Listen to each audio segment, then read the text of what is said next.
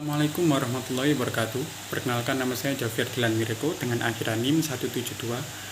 Sini saya akan membahas tentang historis pasal 18 Undang-Undang Dasar 1945 dan paradigma pemerintahan daerah di dalamnya.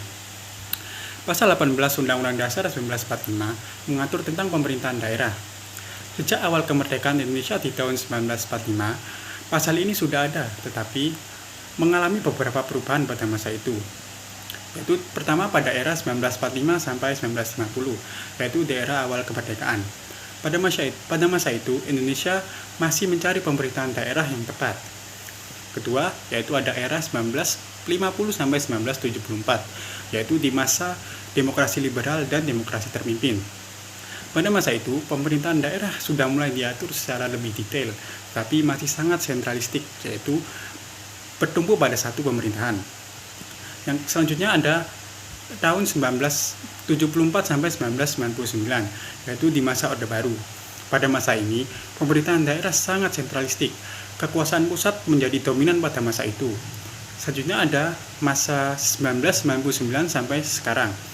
Reformasi membawa beberapa perubahan besar terhadap peraturan pemerintahan daerah.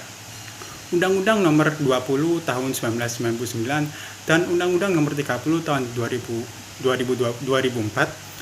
memberikan otonomi luas kepada setiap daerah.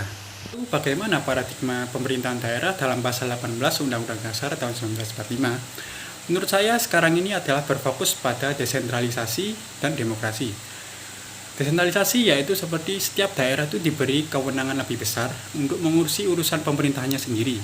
Ini bertujuan untuk agar pembangunan setiap daerah itu lebih merata dan lebih terarah seperti itu. Selanjutnya ada demokrasi.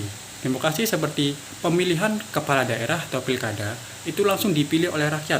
Ini menunjukkan bahwa rakyat memiliki peran besar dalam menentukan siapa pemimpinnya.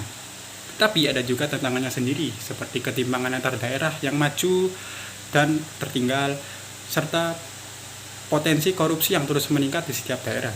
Menurut saya, solusinya adalah pengawasan lebih ketat lagi dan peningkatan sumber daya manusia di setiap daerah. Di historis pasal 18 Undang-Undang Dasar tahun 1945 melalui perjalanan yang panjang sehingga menjadikan pemerintahan daerah yang lebih demokrasi dan otonom.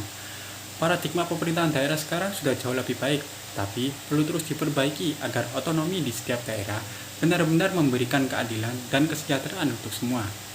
Mungkin ini yang dapat saya sampaikan. Terima kasih. Wassalamualaikum warahmatullahi wabarakatuh.